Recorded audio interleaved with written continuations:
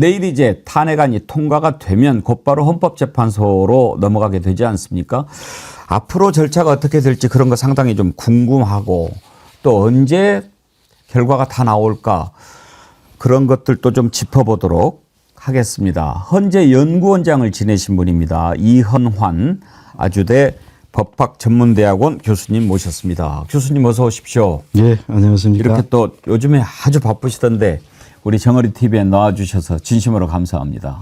예, 뭐 개인적으로는 뭐 조금 약간 좀 말씀을 드리면 저는 11.6, 12, 12, 또 5.17, 그 다음에 또 87년의 민주화 과정 등등의 제 젊은 시절들의 경험들이 다 있었는데 사실 그때는 뭐 제가 앞장서서 무엇을 하거나 할 만한 용기도 없었고 그랬는데 이번에 또 이런 상황에 닥치니까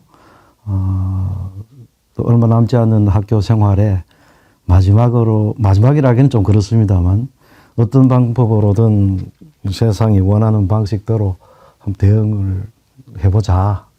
그래서 뭐 찾는 분들한테는 다 응답을 하기로 마음먹고 지금까지 그렇게 지나고 있습니다.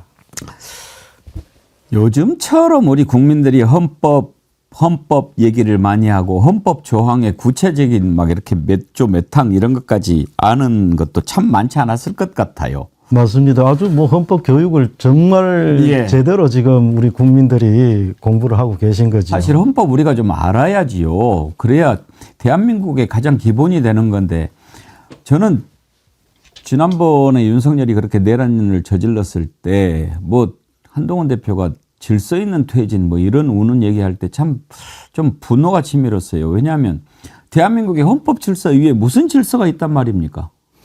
그렇습니다. 예, 헌법학자적인 관점에서 말씀을 드리면 이제 87년 이전에 우리가 정부 수립 후에 48년도 정부 수립 후에 87년 그다음에 87년 헌법 개정 이후 지금까지 87년 이전까지가 약 40년 정도 됐는데 48년부터 그 약 40년의 기간 동안 8번이 바뀌었습니다. 근데 87년 헌법은 지금 뭐 연도로 따졌을 때 약 37, 8년 정도 됐는데 안 바뀌었거든요. 현행 헌법의 수명이 가장 깁니다. 그 말씀은 뭐냐 하면 87년도 이전 시대에는 우리 사회의 국민들이나 혹은 또 국가 권력이나 헌법이라는 규범에 의해서 자신이 규정된다라는 사실들을 전혀 인식하지 못했고 그러다 보니까 현실에 조직화되어 있는 부분 세력들이 국민 주권을 등에 업고 집권을 하고 나면 자신들의 의지에 맞게 헌법을 마음대로 주물렀던 그 시기가 이제 87년 이전의 시기였고 그렇기 때문에 약 40년 기간 동안 8번이 바뀌었다라고 하면은 물론 뭐 한 해 2번 바뀐 적도 있습니다만 평균적으로 5년밖에 안 됐다는 거죠. 헌법의 수명이. 그런데 이제 87년 이후로 지금까지는 헌법 자체가 전혀 뭐 바뀔 수가 없었고 또 지금 와서 헌법 개정 논의는 그동안에 꽤 많았습니다. 그런데 그런 개정 논의라고 하는 것이 시대가 변화됨으로 인해서 헌법 규범도 바뀌어야 될 부분들이 너무 많아서 그러한 것들을 좀 개정 안에 집어넣자 해서 개정의 노력이 있었던 것이지. 근데 뭐 어떤 특정 집단이 자신의 권력을 계속 뭐 유지하기 위해서라든지 그런 목적으로 헌법을 개정하려고 하는 시도는 사실 없었습니다. 앞으로 기회가 좀 되는 대로 우리 정어리 TV에 나오셔가지고 헌법 얘기 좀 공부 좀 많이 좀 시켜주십시오. 아이고 뭐 필요하시다면 뭐 불러주시면 거기에 걸맞게 제가 또 기꺼이 또 그런 헌법 부분들을 말씀을 좀 아직 뭐 배움이 많이 모자랍니다만 아이고 제 아는 범위에서 말씀을 드릴 수 있도록 그렇게 하겠습니다. 이미 이제 방송에서 교수님께서 이번에 윤석열의 비상계엄 발동의 위헌성, 위법성 지적을 많이 해주셨는데 특히 어제 담화를 보고 놀란 국민들이 참 많습니다. 헌법학자로 보시기에 어제 담화는 어떤 문제가 있습니까? 우선은 우리 대통령이신 분이 우리 그 헌법에 대한 인식이 저렇게 부족하구나. 실제로 이제 과거에 지금 법조인이라고 하는 분들도 지금 제 뭐 친구들이나 혹은 또 선후배들까지도 실제로 법조인으로 계신 분들은 사법시험 공부할 때에 헌법 과목을 공부하는 것이 예. 전부였고 그 이후에는 사실은 헌법적인 문제를 고민할 수 있는 시기가 거의 없었습니다. 뭐 형사소송법이나 들여다보고 예, 뭐 이제 그랬겠죠. 검찰의 경우에는 형사소송법, 그다음에 법관의 경우에는 이제 민법이라든가 예, 상법이라든가 민소법이나. 뭐 예. 이런 말하자면 법률적인 차원에서의 구체적인 소송 사건을 처리하는 과정에서 어떤 법률 자체를 인식하는 거는 뭐 공부도 하고 뭐 이런 부분들은 굉장히 많습니다만 사실상 헌법 분야에 대해서 고민을 하거나 내가 맡고 있는 사건이 헌법적으로 어떤 문제가 있는지에 대한 고민을 하거나 하는 등은 사실은 거의 특히 검찰의 경우에는 그럴 기회가 거의 없었었고 법관의 경우에는 이제 예컨대 이게 헌법적인 쟁점이 있고 이것을 한번 해결한 다음에 문제를 최종적인 판결에 가야 되겠다 하면 직권으로 예컨대 뭐 위헌법률 심판이라든지 이런 걸 청구할 수 있도록 예. 현행 헌법의 규정이 그렇게 돼 있습니다. 그래서 실제로 87년 이후에 현행 헌법에 이르기까지의 그 많은 헌법적인 쟁점들이 우리 헌법재판소에 가서 다 다루어질 수 있었기 때문에 현재의 우리 국민들의 인식 수준에서도 이 헌법적인 인식 수준이 굉장히 높아져 있습니다. 예. 그게 가장 크게 기여한 국가기관이 헌법재판소입니다. 그래서 사실상 87년 이후에 우리나라는 헌법재판소라고 하는 국가기관이 엄청나게 많은 그 판결을 통해서 우리 국민들의 수준들을 헌법적인 그 규범 수준을 엄청나게 높여놓았기 때문에 현재 일어나고 있는 많은 일들에 대해서도 결국은 그런 수준 높은 국민들이 우리가 지향해야 할 우리 헌법이 예정하고 있는 공동체의 바람직한 모습이 무엇인가에 관한 인식들이 강하게 각인이 돼 있기 때문에 교수님 잠깐만요. 죄송합니다. 지금 교수님 모시고 앞으로 헌재에서 어떤 절차들이 이루어질까 이거를 좀 짚어보려고 했는데 지금 너무나 충격적인 내용이 나와가지고 그거를 좀 짚어봐야 되겠습니다. 오늘 국회 과방위에 김어준 씨가 출석을 했거든요. 뭐 거기에서 증언한 내용인데요. 어떤 내용을 증언했냐면 1. 체포되어 이송되는 한동훈을 사살한다. 그리고 한동훈 대표 사살 명령은 북한의 소행으로 몰자. 2. 조국, 양정철, 김어준 체포돼서 호송되는 부대를 습격해서 구출하는 신용을 하다가 도주한다. 호송하는 부대에 최대한 피해를 주어 북한이 종북 세력을 구출하는 시도를 하였다고 발표한다. 3. 특정 장소에 북한 본부를 둔다. 4. 일정 시점 후에 군복을 발견하고 북한의 소행으로 발표한다. 지금 이렇게 했는데 너무나 황당한 소설 같은 얘기인데 김어준 씨가 출처를 밝히자면 국내 대사관이 있는 우방국이라고 표현하겠다.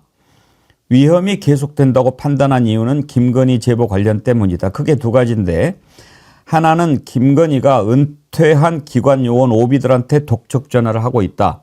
그 독촉의 내용은 저도 모르겠다. 지금 그렇게 얘기를 했는데 이렇게까지 꾸몄다면 이게 상상이 가는 일입니까? 한동훈을 사살까지 해야 됩니까?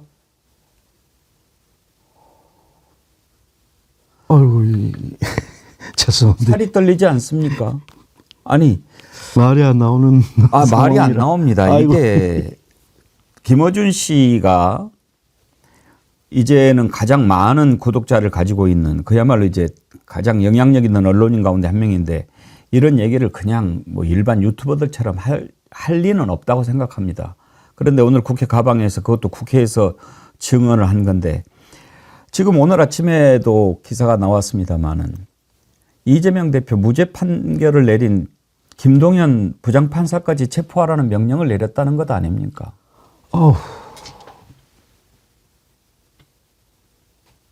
아무리 내란이라고 해도 이렇게까지 악한 자였습니까?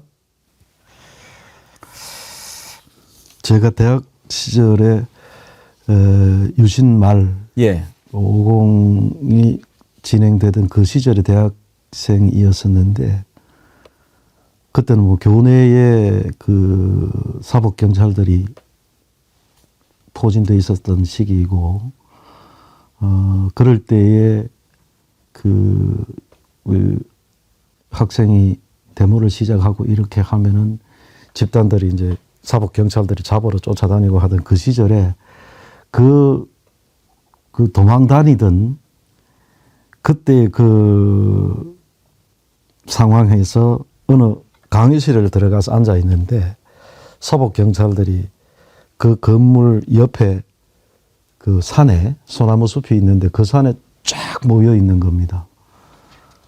아이고 큰일 났다 해가서 나가는데 그 사법 경찰들이 이제 쫙 나와가지고 저 혼자 이제 지나가니까 경찰들이 혼자니까 뭐 학생인가 보다 하고 하는데도 뒤에서 엉덩이를 막 걷어차는 겁니다. 아. 그 시절에 그 어떤 공포감이나 이런 그러니까요. 우리가 계엄을 겪어본 세대하고 아닌 세대하고 참 이번에 비상계엄 발동했을 때 느끼는 공포감이 다른데 죄송한 말씀인데 교수님은 서울대 법대 다니실 때 윤석열하고 이렇게 좀 그 교류가 좀 있었습니까? 제가 한 해 위에 선배시군요. 선배이다 보니까 이제 저 친구들이나 이런 또 뭐 예를 들어 휴학을 해서 다음 학기에 다니든지 혹은 또 재수해서 들어가든지 이제 79학번으로 그렇게 이제 그 윤석열 대통령하고 같이 예. 학교 생활을 하는데 저도 가끔씩 이렇게 끼어서 예. 이제 그 서로 이렇게 얼굴을 대면하고 인사하고 서로 아는 정도로 지낸 그런 관계. 뭐 어떤 자였습니까? 글쎄 그 성격적으로 볼 때는 그분이 뭐 개인적인 부분이라서 쉽게 표현하기 적절치 않을 수도 있습니다만 제가 느낀 바로는 굉장히 그 나름의 한 생각을 하게 되면 그 생각을 결코 내려놓지 않는다. 아, 고집이 세군요. 예.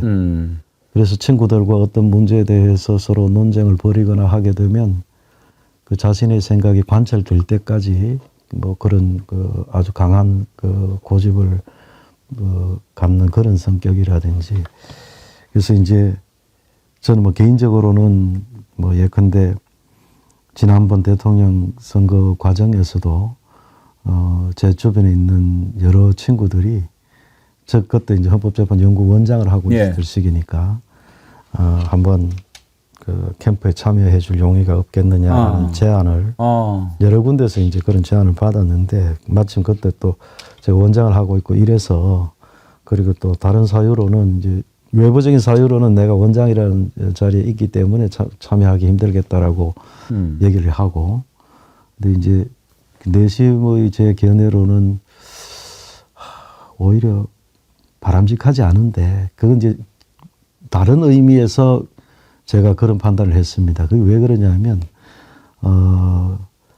우리 헌정사를 들여다보면 정부 수립 이전에 뭐 강점기 때는 그 뭐 일제가 그야말로 사실적으로 강점 힘으로 지배했던 강압적인 지배였기 때문에 주체적으로 우리가 독립한 게 48년도 정부 수립 이후고 그 정부 수립 이후에 우리는 진작에 예컨대 뭐 서구의 입헌주의라든지 법치주의라든지 이런 원리에 따라서 국가를 구성하겠다라고 하는 그 국민 전체의 의사를 이미 1919년 3.1 그 혁명 이후에 대한민국 임시정부를 만들면서 과거의 그 유교 국가 조선에서부터 이제 민주공화국이라고 하는 것으로 선언을 했습니다.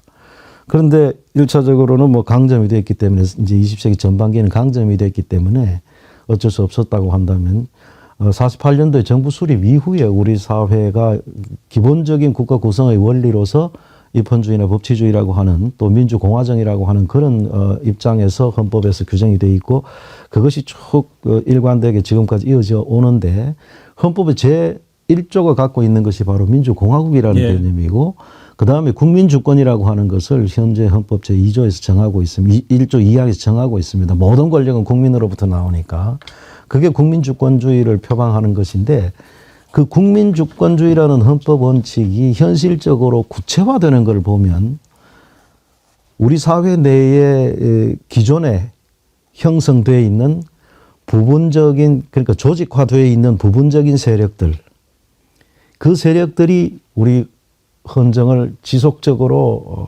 말하자면 장악해 왔습니다. 예컨대 이승만 정부 당시에는 경찰 세력이 핵심적인 그 사회 세력이었고 이승만 정부가 끝나는 즈음에서는 군부 박정희 세력이 군부 세력으로서 이제 들어왔고 그 후에 18년 5개월 동안의 박정희 정권이 지속되는 과정에서 나름대로 우리 국민들이 그 리더로서의 박정희 대통령이 지향하는 바의 경제 성장이라고 하는 부분들을 강하게 동참해서 우리나라를 엄청나게 경제적으로 성장시켰습니다. 예, 교수님 이제 그런 예, 부분은 나중에 우리가 기회 있을 때 한번 차분히 예, 예. 보기로 하고요. 예. 지금 이제 궁금한 것을 얼른 좀 몇 가지 여쭤보도록 예, 하겠습니다. 지금 탄핵이 이제 가결될 것으로 예상이 됩니다. 내일 예. 분명히 가결될 거로 보는데 그렇게 되면 그 다음 절차는 어떻게 됩니까? 곧바로 헌법재판소로 넘어가게 됩니까? 예, 탄핵이 가결되면 예. 가결되는 그 시점에서 그 대통령의 권한이 정지됩니다. 예. 그리고 이제 그 헌법재판소로. 절차적으로 이제 뭐 전자 서류든지 뭐든지 서류가 헌법재판소에 접수가 될 것이고 예. 그럼 그때부터 헌법재판소에서 이제 탄핵에 관한 이제 심리와 평의를 거쳐서 최종적으로 결정을 내리는 절차가 거기서 이제 진행이 제일 되죠. 궁금한 게 몇 가지가 있는데 첫째는 현재 정족수입니다. 예, 6명이죠. 6명이지 않습니까? 네. 원래 정원이 9명 아닙니까? 맞습니다. 그런데 지금 6명 가지고 되냐 안 되냐. 이진숙 방통위원장 같은 경우에는 일단 효력을 그렇게 하자라고 했으니까 가능한데 대통령 탄핵도 6명 가지고 되나 궁금합니다. 지난번 방통위원장 탄핵 관련해서 가처분 인용할 때의 논리가 아마 그대로 적용이 될 수 있을 겁니다. 그래서 헌법재판소에서는 임기 만료로 인하여서 결원이 된 경우에는 7인의 심리 요건이라고 하는 것이 적용되지 않는다. 그래서 6인만 남았더라도 6인이 심리를 할 수가 있다라는 정도까지 가 있는데 예. 요는 6인인 경우에 그 6인의 의사에 따라서 결정에까지 이룰 수 있느냐. 왜냐하면은 예컨대 권한쟁의나 탄핵이나 위헌법률 심판이나 뭐 이런 등등의 정당 해산이나 이런 경우에는 6인 이상의 찬성이 있어야 됩니다. 네. 그러면 3명이 충원이 되더라도 6인의 의사가 하나로 통일이 돼 있다면 그럴 때는 3명이 충원되더라도 9인 중 6인이 찬성하는 것이기 때문에 어떤 결정을 내릴 수가 있습니다. 예. 문제는 6인의 의사가 이제 일단 다 하나로 일치하고 그 다음에 그 6인이 오케이 그러면은 지금 심리는 했으나 이 다음 단계로서 결정에까지 이르자라는 판단을 하게 된다면 그것은 사실은 헌법재판소 재판관들의 재량 사항입니다. 그러니까 6인이 전체로서 이 사안에 대해서는 의견이 일치하고 일치된 의견에 따라서 의견을 표명하겠다. 그러니까 지금 결정을 교수님 내리겠다. 말씀은 6명이 만장일치로 예. 인용을 한다라고 하면은 문제가 없지만 그중에 한 그럴 명이라도 경우에- 반대를 하면 맞습니다. 안 한 되는 거 명이라도 아닙니까? 반대하면은 결정에 이르지 못하지요. 지금 구성을 보면 반대할 것으로 예상되는 사람이 몇몇 보이거든요. 이제 그 점은 지금 현 단계에서는 그 헌법재판소가 정상적으로 제대로 기능하기 위해서는 국회 추천 목소의 3인이 추가가 돼야 됩니다. 예. 그래서 문제는 그 3인이 국회 추천 목소로 추천이 됐을 때 지금 이제 원래 청문을 거쳐서 이제 최종적으로 대통령이 임명하도록 그렇게 되어 있는데 요는 대통령이 지금 탄핵 의결된 상태이고 탄핵 소추된 상태이기 때문에 대통령의 권한 대행이 국무총리에게로 넘어가 있는 상황이죠. 예. 가을 되면 예. 그래서 그 3인을 국무총리 권한 대행이 임명할 수 있느냐를 놓고 이제 그런 사례가 과거에는 그런 사례가 없었기 때문에 예. 이제 약간의 논쟁이 있었으나 지금은 그 문제는 일단 해소된 것으로 이해하면 됩니다. 어떻게 해요? 과거에 그 박근혜 대통령 탄핵이 됐을 때 황교안 권한대행이 당시에 그 재판관으로 후보로 됐었던 이선의 재판관을 예. 황교안 권한대행이 임명한 사례가 있습니다. 아. 물론 그거는 예. 그때 당시에는 한 명이 없고 8명인 상태에서 탄핵에 관련된 결정을 내린 다음에 이루어졌습니다. 예. 그 이선의 재판관에 대한 임명은 권한대행인 황교안 권한대행에 의해서 5월인가에 임명이 됐습니다. 3월 9일에 탄핵 결정이 있었기 때문에. 그래서 최소한 권한대행의 경우에도 국가기관, 헌법기관 구성에 관한 그것도 실질적인 권한이 아니라 형식적인 권한에 거치는 그런 경우에는 인사권을 행사할 수 있다라고 하는 것이 현재의 우리 헌정에서 관행적으로 정립이 되어 있습니다. 그럼 일단 탄핵 가결을 하고 예. 그 뒤에 추가로 3명을 절차를 추천하고 거쳐서 임명 절차를 밟아서 9명을 채우는 방법. 그렇죠. 그게 그렇게 이제 해서 심리를 하는 것이. 사실은 그것이 먼저 선행되어야 합니다. 그렇죠. 그런데 뭐 지금 워낙 이제 긴박한 상황이었으니까 그러면 탄핵 가결하고 곧바로 또 국회에서 절차를 밟으면 되지 맞습니다. 않겠습니까? 그거 뭐 예. 이제 국회 아마도 그 국회에서도 민주당이 이제 그런 절차를 밟으라는 그 의견을 표명하는 걸 제가 봤는데 우선은 그게 앞서서 제일 먼저 선행돼야 합니다. 가결이 되고 나면 권한 대행으로 옮겨지는 것이고 그 권한 대행은 적어도 형식적인 임명권에 관한 한 인사권을 당연히 행사하여야 합니다. 그게 깔끔할 것 같습니다. 그렇게 진행돼야 되고 예. 만약에 권한 대행이 지연하거나 임명을 하지 않을 수도 있겠죠. 그 과거에 이전에 우리 윤석열 대통령께서 위원회 구성이라든지 이런 국가기관 구성에 관련해서 추천이 있거나 또 형식적인 임명권에 거치는 경우에도 지연하는 사례가 대표적인 게 이제 방통위원으로서 최민희 위원 추천에 대해서 그건 윤석열이 하던 짓이고 그러니까 윤석열이 이제 탄핵된 그것이 이후에 잘못된 일이라는 거예요. 예, 권한대행이 그렇게 하겠습니까? 그래서 그 권한대행께서 그 부분에 관련해서는 이거는 헌법기관 구성에 관한 예. 일이고 또 형식적인 권한에 해당하는 것이기 때문에 당연히 그거는 임명을 해야 되는 것으로 이렇게 알겠습니다. 이해를 할 수 있겠습니다. 그러면 일단 그렇게 이제 9명으로 딱 채워진 것을 전제로 해서 심리를 하게 된다고 하면 대체적으로 어느 정도나 걸릴 것 같습니까? 지금 전례를 보면 박근혜 전 대통령은 92일이 걸렸고 노무현 대통령 때는 63일이 걸렸거든요. 그런데 이제 박근혜 때는 국정농단 뭐 좀 따져보고 이럴 게 많은데 지금 윤석열 같은 경우는 딱 떨어지는 내란 아닙니까? 좀 단축될 것으로 보십니까?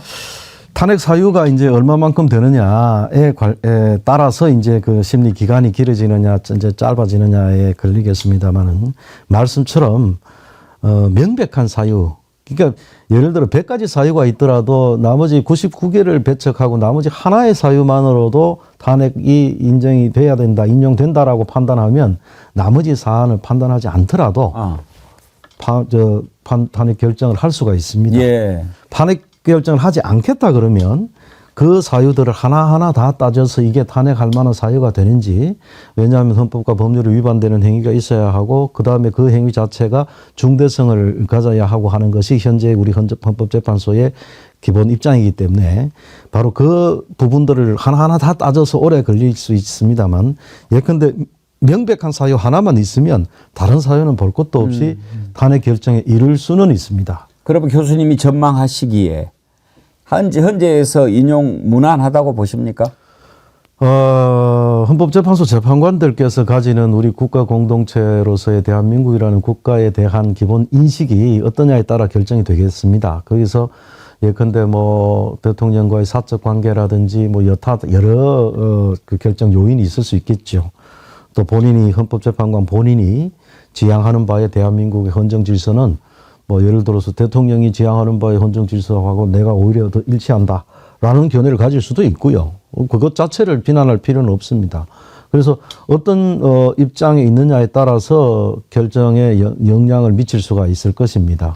근데 이제 현 단계에서 보면 우리 국민들이 엄청나게 많은 정치적 의사를 표현하고 있고 그런 입장에서 본다면 그 헌법재판소 재판관들도 그 정말 헌법적 양심이 있는 분들이기 때문에 빨리 결정을 내리지 않겠느냐. 예. 사실상 빨리 결정을 내려야지 현재의 그 비상적인 헌법 헌정 질서 자체가 정상화됩니다. 그게 이제 가능하면 빠르게 정상화되도록 하는 데에 헌법재판소가 기여하여야 할 책무가 있다라는 생각이 듭니다. 헌재가 대통령 탄핵 인용하고 이렇게 할 때 가장 중요하게 생각하는 기준은 뭡니까? 법리적인 겁니까? 아니면 지난번처럼 이렇게 했을 때 얻는 이익이 더 큰가 이런 것을 판단하는 것입니까? 헌법재판소는 일반 그 법률적인 차원에서의 심판기관이라고 볼 수 있는 법원과는 상당히 많이 다릅니다. 물론 이제 대법원 같은 이런 기관의 경우에는 굉장히 뭐 정치적인 고려라든가 이런 부분이 없다고 할 수는 없습니다만 법원하고는 성격이 다르게 예컨대 헌법재판소는 어떤 정치적인 부분에 관련해서도 헌법재판소는 충분히 나름의 판단 기준으로 삼을 수가 있습니다. 그래서 이제 헌법재판소라고 하는 거를 정치적 사법기관 이렇게 표현을 합니다. 예. 물론 이제 그러한 정치적 사법기관이라는 표현이 이제 어떤 의미냐 하는 것은 또 이제 여러 가지 또 분석이 필요한 예, 부분이기는 예. 합니다만 어쨌든 헌법재판소는 어떤 정치적인 고려라고 하는 것도 충분히 있을 수 있는 그런 부분이기 때문에 헌법재판소 재판관들께서 나름의 현재의 상황에 대한 인식이 어떤 것이냐, 그 다음에 그러한 상황을 기초로 해서 앞으로 대한민국이라는 국가가 어떤 방향으로 가야 할 것이냐에 대한 재판관 개개인들의 생각에 따라서 어떤 결론으로 이룰 수 있지 않을까 하는 생각이 있습니다.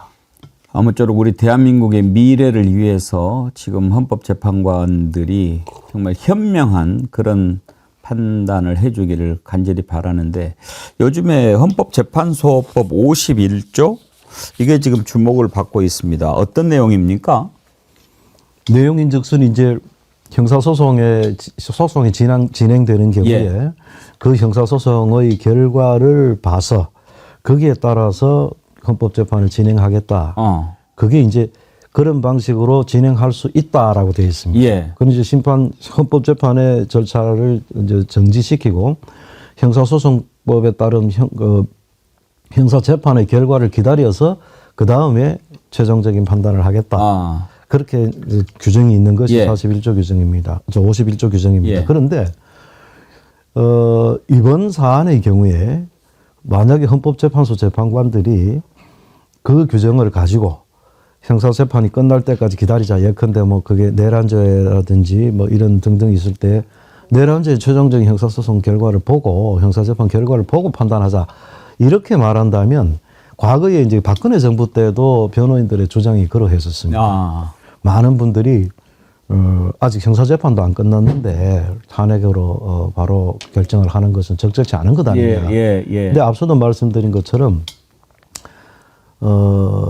헌법재판소 입장에서는 대통령이 내란죄라는 것을 혐의로 해서 수사가 되고 재판이 진행된다는 것 자체가 현재의 국정질서가 매우 비정상적인 상태라는 걸 보여주는 것입니다. 그래서 그런 점에서 헌법재판관들께서 이 부분 자체가 정치적으로 볼 때에 매우 위기적인 상황이기 때문에 형사소송을 끝내지 않더라도 이 부분을 우리 결정합시다라는 방식으로 판단을 할 수도 있습니다. 예. 말하자면 51조 규정이 재량 규정이기 때문에 반드시 그렇게 해야 한다라고 하는 규정은 아니더라는 거죠. 그러니까 지금 뭐 계속 그런 식으로 시간을 끌다 보면 뭔가 사정 변경이 생기지 않을까 이런 연구를 하는 거군요. 말하자면 이제 그런 51조 규정을 들고 얘기를 하시는 분들은 이제 그런 의도를 일단 추정할 수가 있겠죠. 예. 말이 되는 뭐 주장도 아닌 것 같습니다. 괜히 그걸 좀 걱정을 하는 것 같은데요. 만약에 그런 일들이 있게 된다 그러면은 이제 현재 여의도에 있는 그 엄청난 인파가 이제 제동으로 달려가겠죠, 뭐. 혹시 그러면 이제 그 헌재 연구원장까지 지내셨으니까 딱 어느 정도까지 확실하게는 안 하시겠지만 현재까지 이렇게 쭉 보셨을 때 구성되는 시간도 좀 있기도 하고 심리하고 이렇게 할 때 최종적으로 윤석열 탄핵이 완료되는 시점까지 얼마 정도? 그건 뭐 매우 어려운 예측일 수 있습니다. 예. 그 뭐 제가 연구원장을 지냈기 때문에 그 부분에 대해서 판단을 할 수 있거나 이런 사안은 아니고 예. 현 단계의 상황을 예컨대 우리 헌법재판소 재판관님들이 얼마나 이 상황을 빨리 안정화하여야 한다라는 책임 의식을 가지실지 거기에 관련되는 것이라는 생각이 듭니다. 그러니까 만약에 이게 결정이 지연되거나 길어지거나 자꾸 이렇게 가면 현재의 혼란 상태를 계속 지속한다는 의미가 되는 것이거든요. 예컨대 그런 예가 있습니다. 2000년에 미국에서 부시와 고어 사이에 대통령 선거 결과를 놓고 서로 논쟁이 붙어서 이제 한 플로리다 주에 대통령 선거 결과가 위법이다 아니다 이거 가지고서 논란이 많았습니다.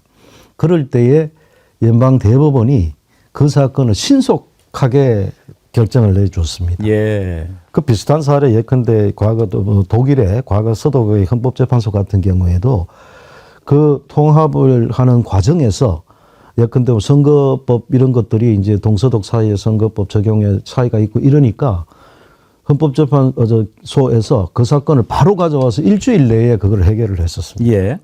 말하자면 헌법재판소라고 하는 국가기관이 가져야 하는 책무는 법적 안정성이라는 것보다도 정치적 안정성이라고 하는 것도 상당히 그러한 헌정 질서를 유지해야 할 책무를 가지고 있는 것이 헌법재판소라고 할 수 있습니다. 그래서 그런 점에서 그런 현재의 상황의 위급성이나 절박성을 비춰본다면 우리 헌법재판소도 조금 사건을 긴급하게 처리를 하는 것이 적절하지 않을까 하는 생각을 해봅니다. 고맙습니다. 끝으로 이번에 윤석열 비상계엄 발동 이게 내란에 해당된다고 보시는지 그리고 이것은 정말 우리 헌법으로 비춰봐서 중대한 위반에 해당된다고 보시는지 원장님의 판단을 좀 들어보고 싶습니다. 제가 아까 정말 충격적인 예. 그 말씀을 제가 김어준 씨 예. 증언 내용을 듣고 더 이상의 판단을 할 필요가 없다. 이건 뭐 내란 자체이고 그런 정도까지는 저는 상상을 못했습니다. 저도 상상 못했습니다. 예. 아무리 나를 배신하고 밉다고 해도 그걸 죽이려고 한단 말입니까? 그것이 사실로 만약에 입증이 된다면 어떤 헌법적 법적 논의를 하더라도 그 행위에 대한 법적 평가는 내란이 아니라는 얘기로 이끌어질 수가 없습니다. 이미 많은 사실상의 증언이라든지 그 가담했던 중요 임무 종사자들이 다 진술을 하고 그것을 이제 다 증언을 했고 물론 이것은 또 앞으로 전체적으로 조사 및 수사의 절차를 거쳐가지고서 입증되어야 할 부분입니다만 그게 입증된다고만 한다면 내란이라는 것은 말할 필요가 없습니다. 뭐 통치행위니 뭐니 이런 말도 안 되는 얘기들 그저께인가 그 통치행위 가지고서 뭐 또 논란을 벌이던데 그건 정말 우리 대법원 판례 자체를 제대로 이해 못하고 있는 겁니다. 예. 그래서 내란이 되는 데 있어서는 뭐 당연한 얘기이고 뿐만 아니라 그러한 행위를 아무리 다른 논리로서 그것을 이제 변명을 하려고 해도 정당화하려고 해도 그것은 결코 받아들여질 수가 없다는 게 제 개인적인 생각입니다. 알겠습니다. 오늘 이렇게 또 귀한 말씀 잘 짚어주셔서 감사드리고 앞으로 기회가 되는 대로 좀 종종 와주셔서 우리 헌법 좀 가르쳐 주십시오.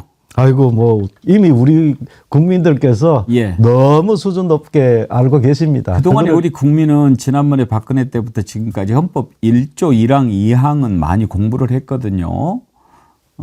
모든 권력은 국민으로부터 나온다까지 알았는데 이번에 내란죄가 몇 톤지 뭐 이런 것까지 다 알게 됐으니 헌법을 국민들이 속속들이 아는 게 좋은 일인지 나쁜 일인지 제가 잘 모르겠습니다. 아이고 이제 이미 우리 국민들은 그런 수준에 가 있습니다. 예. 요즘 K민주주의란 말이 나오지 않습니까? 전 세계에 앞으로 모범이 되는 입헌주의나 법치주의의 모범이 되는 국가로 아마 거듭날 것입니다. 지금 그 단계를 넘어가는 단계에 있고 저는 진작부터 그 깔딱고개라고 얘기를 했는데 예.